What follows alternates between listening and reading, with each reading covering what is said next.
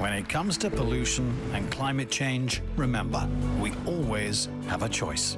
The Austrian World Summit is about solutions, about presenting what is already possible. Let's choose sustainable housing. The Austrian building company Suba, part of Haumann Enterprise, is on the forefront of creating sustainable and carbon-neutral buildings. Affordable housing in climate-friendly and energy-efficient buildings.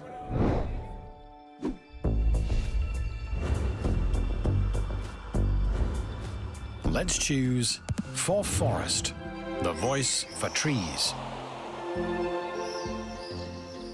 It all began with a drawing. Now, For Forest once again is starting an exciting project. The For Forest Innovation Park, a new home for green technologies.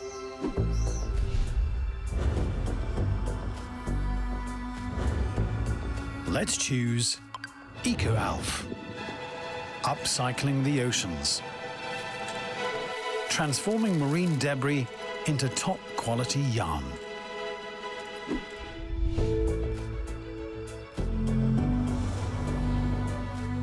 Let's choose Soulmate,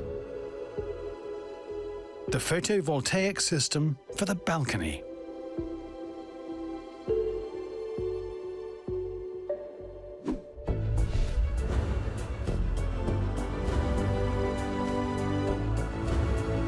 Let's choose Vienna Solar Power Initiative.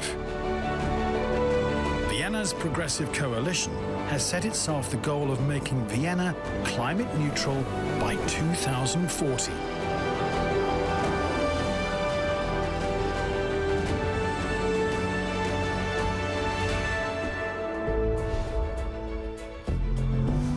Attracting attention and creating solutions to challenge the climate crisis. Climate Action Stories, the power of the right choice.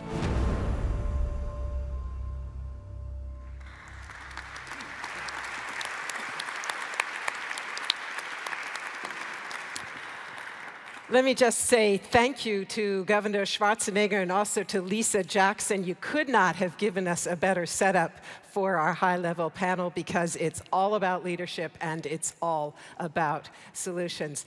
And ladies and gentlemen, those inspiring projects and climate action stories that we saw in the film, they definitely are making a difference. And yet, we have to move faster. And the fact is, we can move faster. The technology that we need, much of it is there. It's proven. We know what policies work, and we've got a lot of green capital just waiting to be unleashed. So if we're serious about respecting planetary boundaries and really working on the interlinked crises that our planet faces, then we simply need to apply these powerful levers. And that is what this panel is all about. We want to talk very concretely about actions, about solutions. And joining me is an outstanding roster of speakers to do just that, some with us virtually, some with me right here live at the Hofburg, which is a wonderful change after the past 18 months. It is my pleasure to introduce here with me Alok Sharma, British MP and also president of this year's United Nations Climate Conference, and we were told to avoid acronyms. I'm not going to say COP. I'll just point out that this is the 26th session of this conference that aims to bring together all the countries of the world to talk about how they boost meaningful climate action. Great that you can join us here live at the Hofburg. Also with us is the president of Latvia, Egils Levits. Wonderful that you can be with here as well. Thank you so much for coming. And I'm very pleased to introduce also President Walva Ramkalawan of the Seychelles. So grateful that you could make this journey. And to all of our virtual speakers a very warm welcome as well. I will introduce you one by one shortly. I think your faces are undoubtedly familiar to just about everybody in the audience. But I'd like to begin, first of all, with a very esteemed returning guest who joins us virtually this time around. She has been at the forefront of the conservation movement for decades. And she says the challenge that we face now is as urgent as it ever has been. It is a great pleasure to welcome the science pioneer, the UN messenger of peace, Jane Goodall. And dear Jane Goodall, thank you so much for joining us again. Great to have you.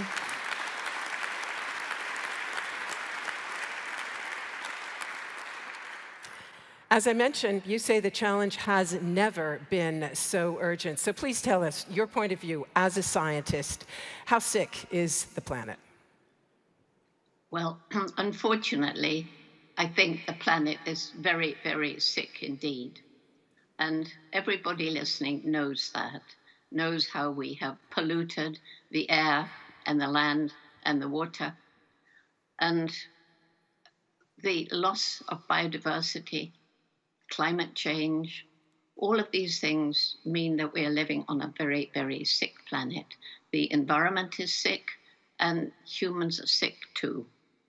And we've compromised those two great lungs of the world that absorb carbon dioxide and release oxygen, and that's our oceans that we've so badly polluted. They can't do their job properly anymore in many places, and our forests.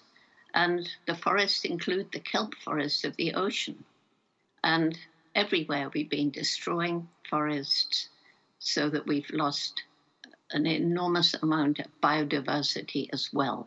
Because particularly the rainforests, they are great sources of rich biodiversity. And I learned when I was in the rainforests of Tanzania studying the chimpanzees, how every little species has a role to play in this great tapestry of life, the biodiversity of an area. And it may seem unimportant if one small species vanishes, but maybe it was the main food source of another, which was the main food source of another, and so on. So if you see this as a tapestry, every time a species of plant or animal goes extinct, it's like pulling a thread from that tapestry. And if enough threads are pulled, the tapestry hangs in tatters and the ecosystem will collapse. And this has happened. And so we still have a window of time when we can do something about this, but the window is closing and we need to act now. Let me ask you, because this is a message you actually have been delivering for decades, this message about the fragility of the ecosystem and the fact that people, planet, and wildlife are absolutely interlinked with one another. Do you have the impression that the pandemic has finally gotten that message across? Are you hopeful that this year could represent a turning point when we really do begin to work toward healing the planet? Well, I certainly hope so, because if we don't, then that's not very good outlook for future generations. In fact, a very grim and bleak outlook. But the pandemic has certainly raised awareness. And for one thing, more people understand that the pandemic, just like climate change and loss of biodiversity, is our fault because it's our fault because we have so disrespected animals and the environment. That led to conditions, animals pushed in closer contact with people, being sold for food and medicine and as exotic pets in wildlife markets. Animals, domestic animals, crowded together in these horrible and unhygienic factory farms all around the world. These create situations where a pathogen like the COVID-19 virus can hop from an animal to a person. And the scientists have been warning us for years that this sort of pandemic was inevitable. And if we don't change, then more pandemics will arise. So Um, this pandemic has raised awareness of the fact that we truly do need to start finding ways of living in harmony with nature and stop disrespecting nature, because we depend, as I've said, on nature, but we depend on healthy ecosystems, and that's what we're destroying. So more people are talking about what's going wrong. That's what this conference is all about. And I really wish I was with you in person, because it's so much easier talking to people. But more and more people, countries, businesses, and I heard Lisa Jackson talking about Apple, are truly beginning to think about ways of living in greater harmony with the planet. And it's unfortunate that some politicians, some business leaders can't wait to get back to business as usual. And this crazy idea, which people are either stupid or they just want to ignore, we cannot have unlimited economic development on a planet with finite natural resources, which already in some places are being used up faster than nature can replenish them, and growing populations of human and livestock. That cannot be. And yet some people want to carry on, as I say, with business as usual, putting the GDP above protecting the environment for the future. And so I don't want to end up sounding too gloomy. We are in a very bad state, and I repeat that because there's an urgency about this. And that's why it's so good to hear people talking about what companies and governments actually are doing. And there's a lot we can do. The window of time we have, I don't think is very big, but it's there. And the kind of things that we can do, which I think many people will talk about, we have to clean up the pollution of the ocean. We have to stop destroying. We have to plant, protect, and particularly protect the rainforests of the planet. We also have to reduce the unsustainable lifestyle of so many of us. Undoubtedly, many who are at this conference or listening, like myself, we have so much more than we need. On the other hand, we've got to alleviate poverty, because when you're living somewhere out in, I'm saying Africa because I know it best, but if you're living around chimpanzee habitat, the rainforest, there's such terrible poverty, lack of good health and education.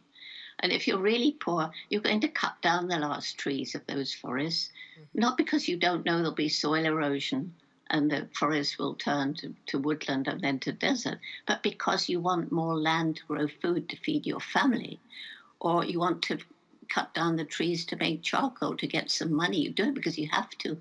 In an urban area, you buy the cheapest products. You can't afford to ask, how were they made? Did they harm the environment? You just have to buy the cheapest in order to survive.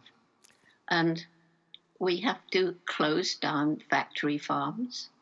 We have to ban the trafficking of animals to wildlife markets. We have to ban exotic pets who carry their viruses with them.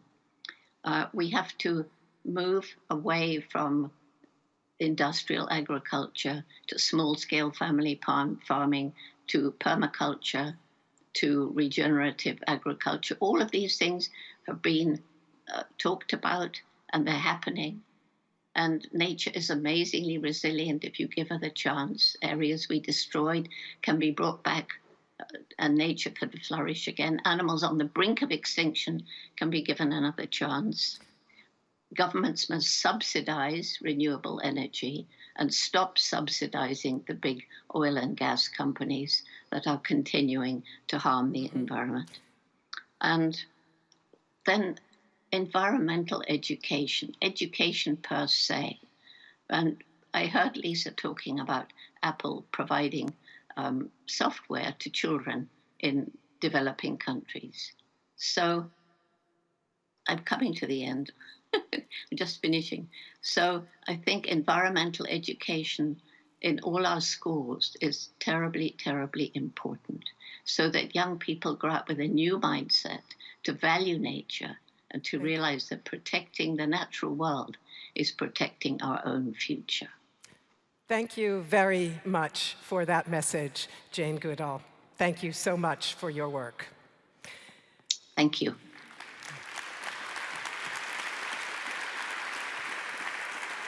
Ladies and gentlemen, we have climate stories not only for all who are with us here live at the conference, but also for all of our virtual guests. So you will see these vases slowly filling up with our green scrolls, and obviously Jane Goodall's climate story will have been a long one, as will that of the man seated next to me, Alok Sharma, responsible for getting to yes at the COP26 in less than 5 months from now. Jane Goodall just mentioned that the window for climate action for the planet is limited. Certainly, the window for action on the COP is limited as well. Many scientists saying we have till the end of this decade to really get things turned around. So what's your take, looking at that deadline for November? Do you see signs that this Conference of the Parties can really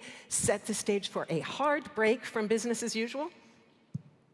Well, thank you very much. Can I just say that everyone here knows this, but in Paris at COP21, the UN climate conference, the world leaders came together and they said we would do everything we could to limit global temperature rises to less than 2 degrees, closer to 1.5 degrees.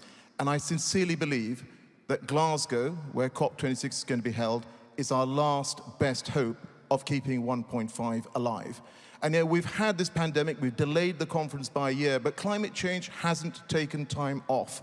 Last year was the hottest year on record. The last decade was the hottest on record. And so we need to take action now. Now, I am hopeful because we have seen some moves. There's a lot of hard work to be done on the way to COP, but we now have countries representing 70% of the world economy which is committed to go to net zero carbon neutrality by the middle of the century. We've got all of the G7 countries signed up to ambitious targets to cut emissions by 2030. And in Austria, of course, you're talking about carbon neutrality in 2040. So danke Österreich. And as the governor said, ich liebe Österreich auch.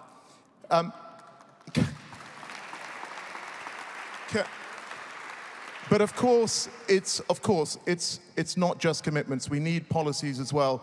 And one of the things I'm really pleased with is that here in Austria, you have consigned coal power to history. No more coal in your electricity mix. We're doing the same in the UK. And one of my big asks of the world is let's consign dirty coal to history.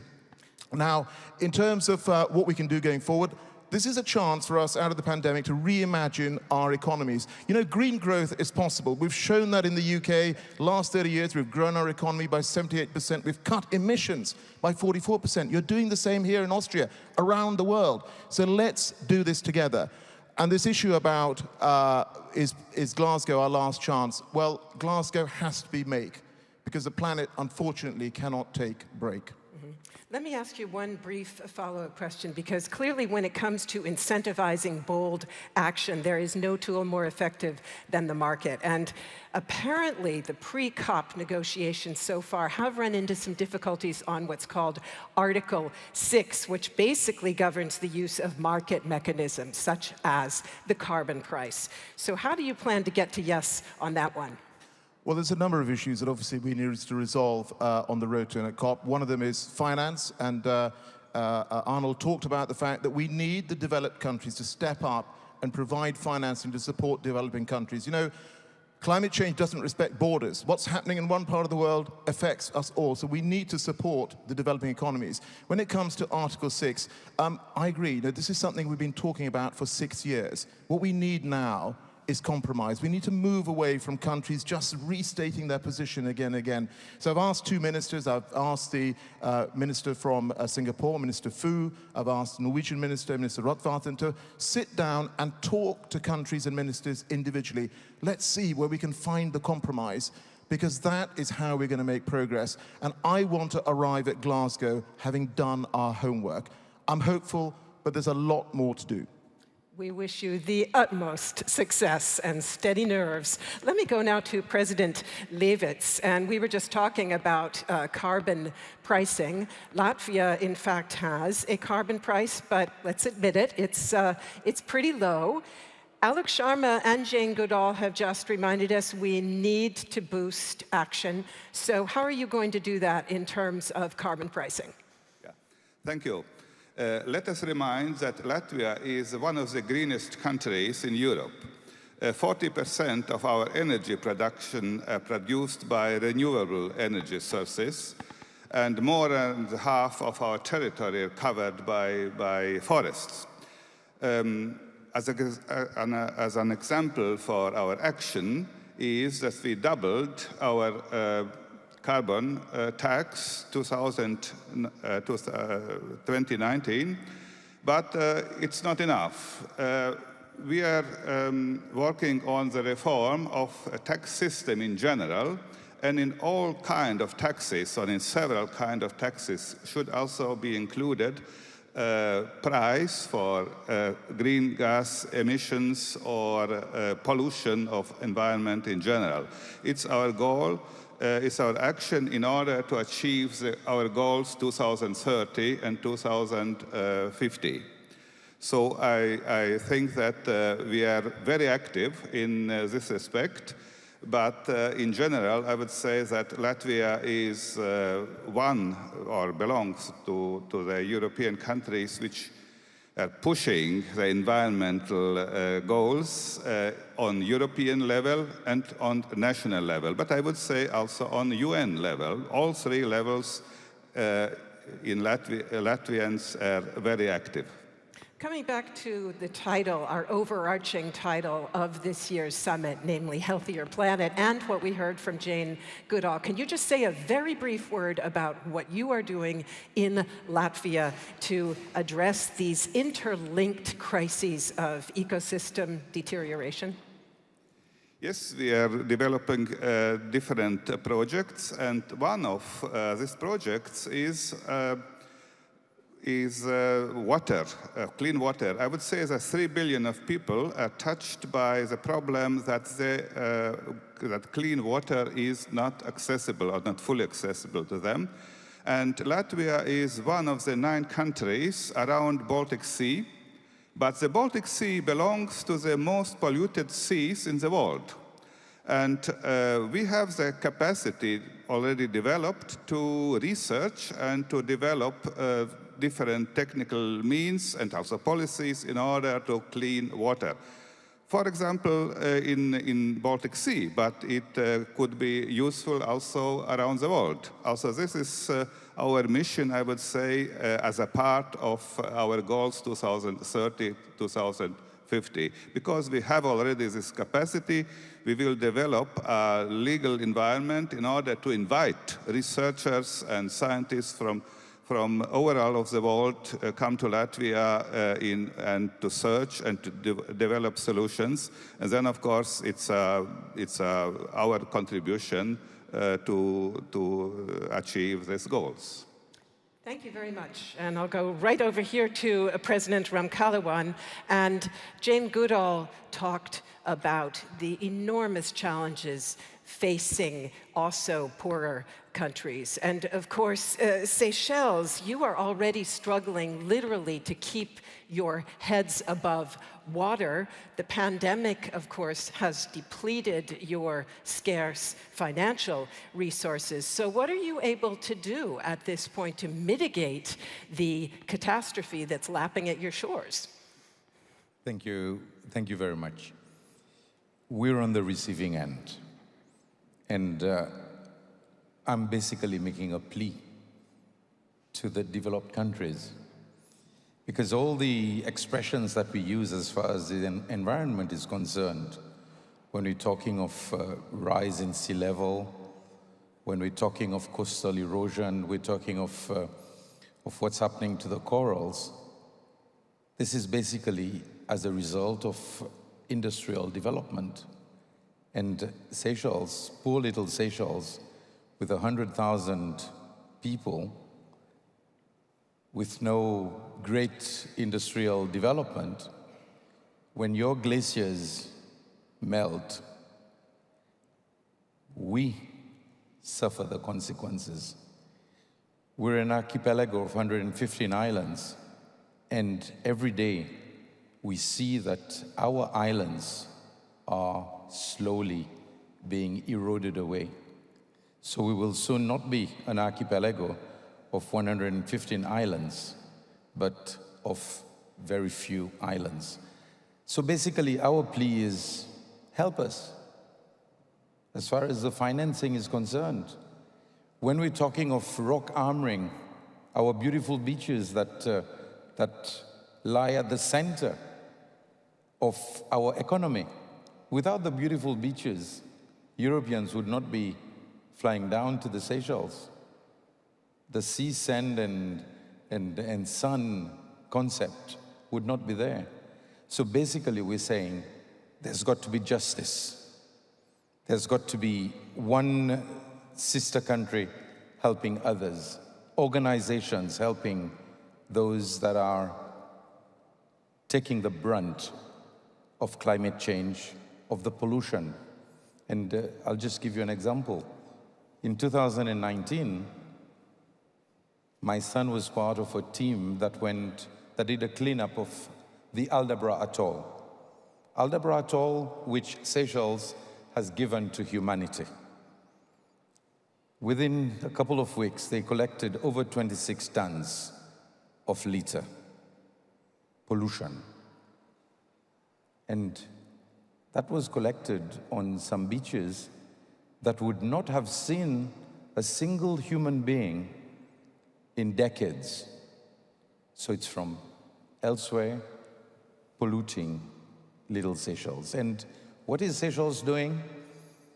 We're small as far as the landmass is concerned, but our EEZ is 1.4 million square kilometers, making it bigger than Austria and even Switzerland. We've already committed 30% to conservation.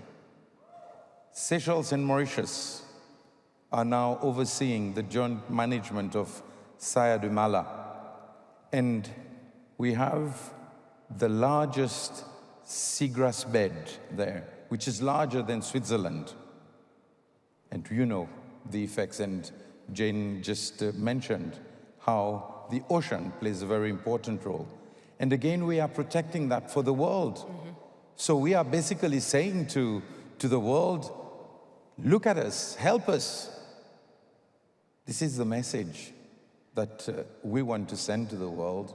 We are small, but we are playing our role, and we will continue to do so. The commitment is 100%, and the time to act is now. President, one quick follow-up question, because, this is a message that you and other small island nations have delivered at one COP after the other, and we have repeatedly seen industrial countries failing to deliver on their pledges. They have caused almost all of the CO2 that's up there. You have caused pretty much none of it, and yet they have not delivered. Do you see signs right now that that's going to change? Very briefly. Well, I'm just saying, please bring about the change. We're tired of seeing those huge figures, billions. We don't want just to see beautiful figures on paper, in statements. We want to see action. And I was very happy when President Bellen yesterday said, we have wasted 30 years. And I must say, Arnold, you're an inspiration. Thank you very much. Thank you very much. And along with weaning everybody off, getting that money flowing is clearly going to be one of the biggest challenges facing Alok Sharma. Also Scotland as host of this year's UN Climate Conference. It is a very special honor to welcome First Minister Nicola Sturgeon joining us from Edinburgh. You have said the eyes of the world will be on Scotland, so we must seize the moment and show leadership in helping bring about real global change. So how can you support Mr. Sharma in ensuring that this COP really is make instead of break? Well, first of all, thank you very much for having me with you this morning. And the President of the Seychelles has just very powerfully reminded us of the moral obligation that we all carry. All of us are very preoccupied with COVID, but the climate crisis, the interrelated threats of climate change, nature loss, pollution, remains the single biggest challenge that the world faces. COP undoubtedly represents our best chance, and I do think it is one of our last chances to limit global warming to 1.5 degrees. So Scotland is honoured that Glasgow will be the venue for COP, and we are working closely with ALOC and the UK government to make sure that it is successful. But that honour comes with a massive responsibility. Scotland is one of the birthplaces of the industrial age, so we are now determined to lead by example in the race to net zero. We've already halved our greenhouse gas emissions since 1990. We've got one of the most ambitious legislative frameworks anywhere in the world. We are determined we will reach net zero by 2045. We're restoring natural habitats, peatland and forests as part of these efforts. We'll shortly set out in more detail exactly how we will contribute to the global aims of the Paris Agreement. And we're trying to show leadership in another way, and it is about climate justice. If we're going to bring people with us in making the change we must make, we've got to show that those changes will bring benefits, ensure that people, communities and countries are not left behind. The transition to net zero must be just, and we have that written into law here in Scotland. We're thinking about it at home, how we make sure that we provide the skills and the support to ensure that no part of the country, no part of our population is left behind. But we also need to meet those obligations internationally. We work, for example, with communities in Malawi to train and lead a new generation of climate leaders. And we are determined that we will continue to support that through our Climate Justice Fund and in other ways. So we are determined not just to have the rhetoric here, but to follow that up with action. The final point I would make comes back to the first point about the pandemic. Over these last few months, we've shown what can be done when we face necessity. Things that we would have thought impossible have been possible because we had no alternative. We've got to bring that same leadership, determination and commitment now to the climate crisis. And so I pledge today that Scotland will do everything we can, not just to talk about what we need to do, but to show through action that we are prepared to lead by example. And I'm delighted to be here with you today to make that commitment, but also to share it with the others on the panel. And First Minister, share with us one other point, if you would, because as you say, Scotland has possibly the most ambitious legal framework on the planet for reducing emissions. And Governor Schwarzenegger told the story a few minutes ago about talking to a political leader who said, but you know what, I don't want to move too fast. I don't want to lose the support of the lobbies, the fuel companies, the car manufacturers. The fact is, you took this bold action and you were reelected just a few weeks ago. So how do you do that? How do you get transformative policies put into place and still win voters' approval? Well, the one thing I would say is that we set the target. We are halfway in Scotland to net zero. But getting the rest of the way will be much harder than getting to where we are right now. And setting the target is the easy bit. So judge me and my government on what we do over the next few years to meet that target. We've set out a climate change plan that goes into detail about the actions we will take. And that's what people should look to and judge us on. And I say that very openly and frankly. I believe, actually, and it goes to your point about being re-elected, I think right now, at this moment in time, certainly in my country, the people are ahead of the politicians, particularly young people, and they're telling us to go faster. For sure, the things we have to do over the next few years will have an impact on people's day-to-day lives in a way that, decarbonising electricity hasn't done, so it will get harder. But we have to be bold and we have to be brave and we have to be prepared to do all the things that we are talking about, because we owe that to not just generations to come. We certainly owe it to generations to come. We owe it to the generation right now growing up in our countries to leave the planet in better shape for them. So I believe that it is possible to do this. I think it takes bravery, but I think increasingly we will show that the political price that leaders will pay is not by being bold on climate action. It's about not being bold on climate action. And I think increasingly that's when leaders will be punished electorally, and that's how it should be.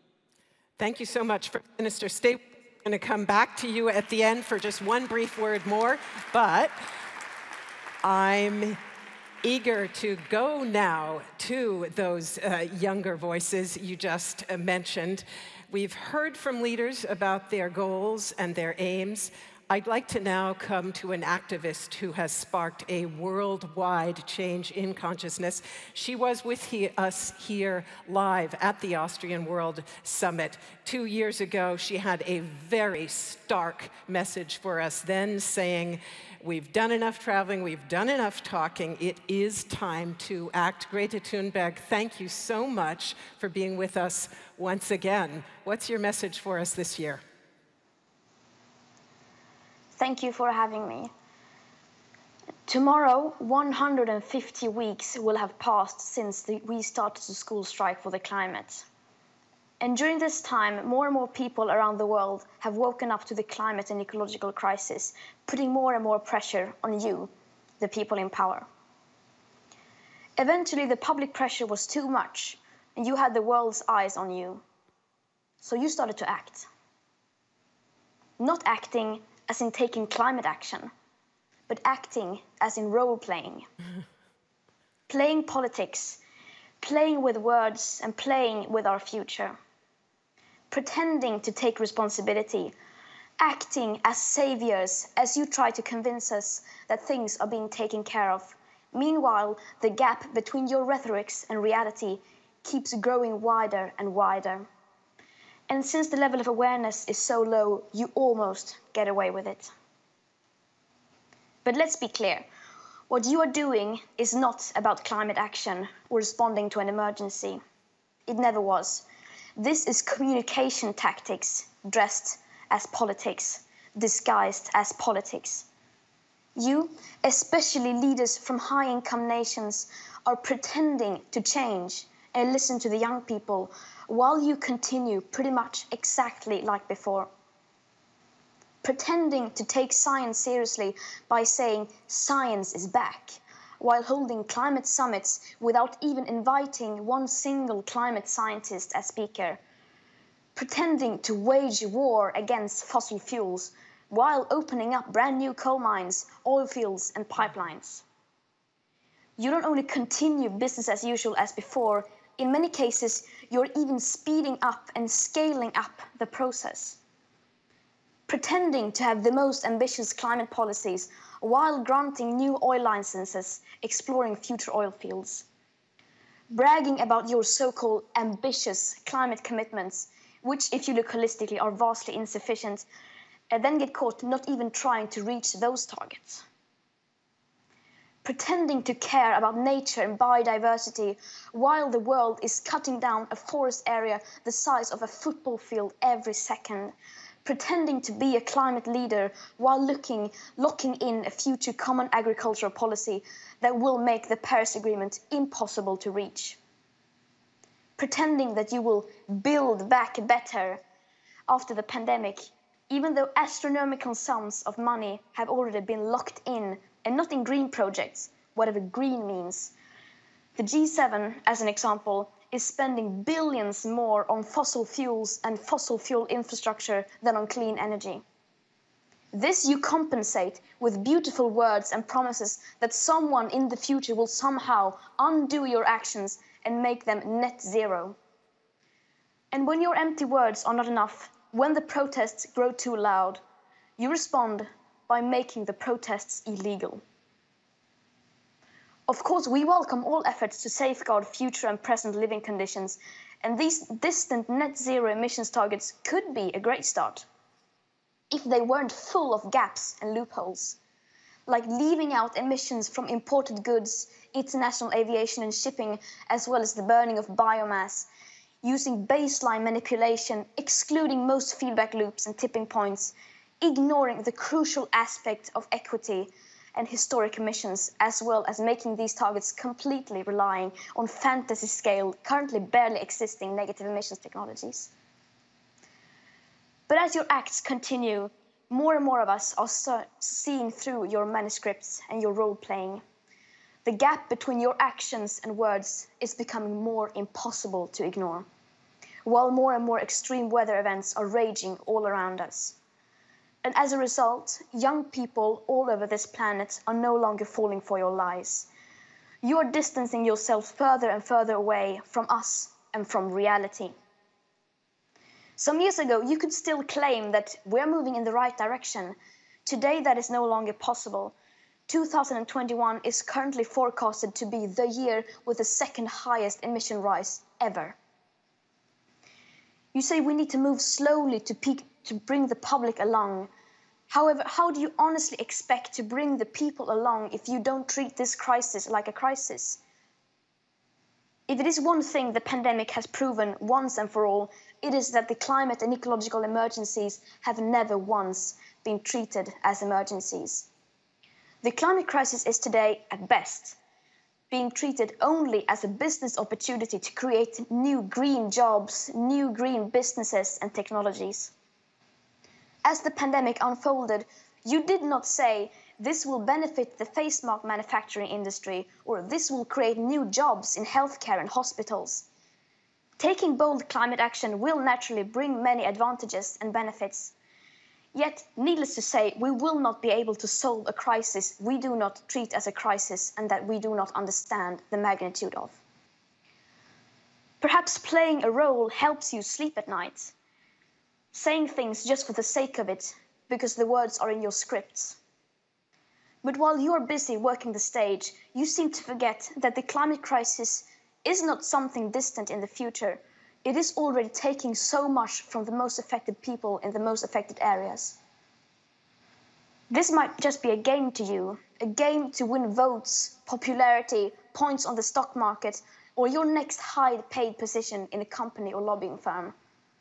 The ones who focus on the packaging rather than on the actual content, and the ones with the most beautiful speeches and the most short-sighted, likable policies wins. You can and will, of course, choose to continue to play your parts, say your lines and wear your costumes. You can and will continue to pretend. But nature and physics will not fall for it. Nature and physics are not entertained nor distracted by your theater. The audience has grown weary. The show is over. Thank you.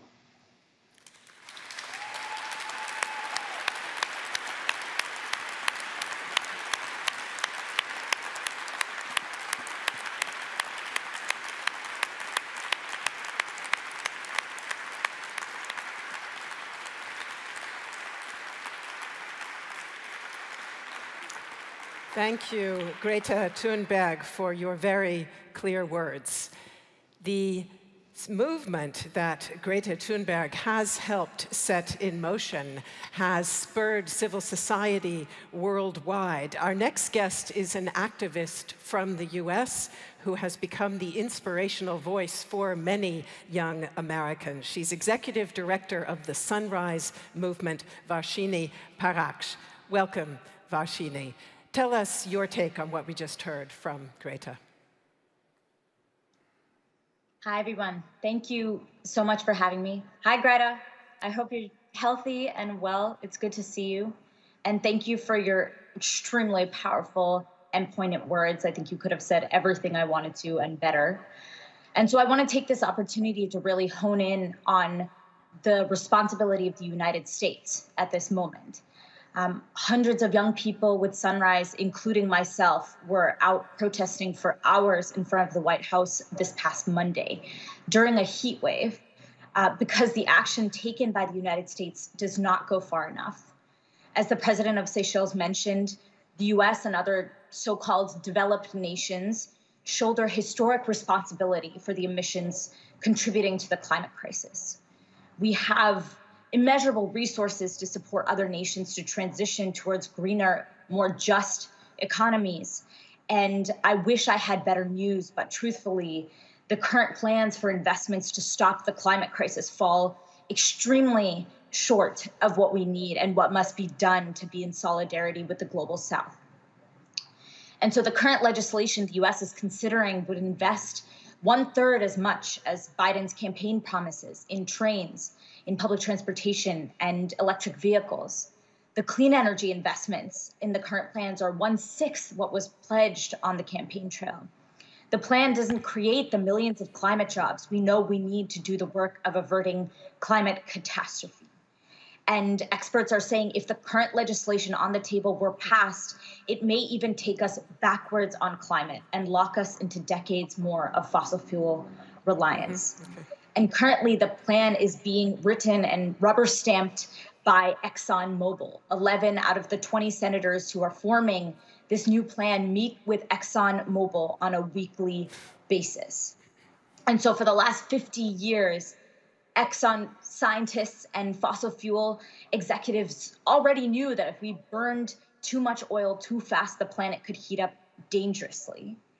And for the last 50 years, they have been lying to billions of people around the world and attacking the science that we know is true.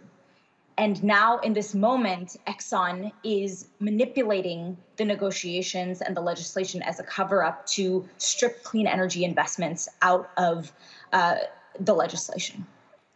And so this isn't politics, it's pure science, and the evidence is in front of us that where we are right now is not enough. We just faced one of the worst heat waves in the Northwest and the West and in Canada, where hundreds of people died. The sidewalks are quite literally melting. People are being hospitalized, and this is climate change at 1 degree Celsius of warning. It is life and death at the most basic level, and we need the US government to act like it. And I believe we can do it. I believe that I have seen in American history the capacity to engage with some of the greatest existential threats in human history and mobilize economically and socially to solve these challenges, whether it's World War II or the Great Depression. But we desperately need the political will behind that level of mobilization. And I think grassroots pressure, like the way that Greta is doing it, like Sunrise and so many other millions of young people around the world, is one of the key ways to influence that political will. Just the briefest of follow-up questions, if I may, on that point, because we keep hearing the U.S. is back in terms of the Biden administration and leadership from the top. But with U.S. politics as polarized as they are, it's impossible to say where we could be 2 to 4 years from now. But what about leadership from the grassroots level? Do you see a sea change going on there that makes you believe the U.S. is back no matter who is in the White House? Absolutely. I mean, something has changed in the last 2 to 3 years, in the last decade, that can never be reversed. Millions of young people are waking up. There are teenagers who are leading this fight forward and who are committed, who know the science, who understand the politics, but more than anything, understand the desperate need to protect humanity, animals, our planet for future generations, and understand the threat that we are under, and in fact are taking responsibility for stewarding this planet in this moment. They aren't waiting for the adults in the room to take action. Thank you very much for that message, Varshini Praksh. And let's give Varshini a warm round of applause.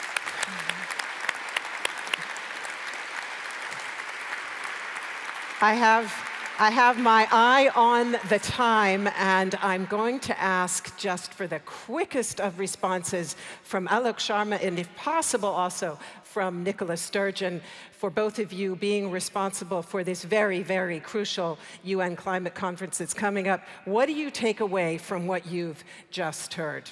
Alok Sharma? I think we've heard some really stark messages and another wake-up call. We have to act. And I talked about the G7. Some of the biggest emitters are in the G20 countries. They also need to step up as well. And we talked about urgency. We have shown collectively what you can do as humanity when you're faced with this pandemic. We have moved so fast. And I agree, we should be showing exactly the same urgency when it comes to climate change. We've got less than 10 years to get this right. We really can't afford to fail. Nicola Sturgeon? I take from what we've just heard is that actions count, not rhetoric. And people like me are not going to convince Greta or young people across the world through our words. We're only going to convince them through the things that we do. And that's the obligation I take very seriously. It's not a role, it's not a pretense, but it is action that will prove that. Our targets are really tough. One of the things Greta mentioned was the inclusion, or in most countries, targets the exclusion of aviation and shipping. These things are included in Scotland's targets. So we're trying to make sure that we're setting the goal and then being clear about how we meet that goal. But I'll end where I started. I could sit here and talk for hours. That's not going to convince anybody. We need to act. And that's the duty that people like me all across the world have, and it is one I'm determined to live up to. Thank you very much, Nicola Sturgeon, for those last words to a very reflective and, I hope, energizing high-level panel. Many thanks to all of you for being with us here today.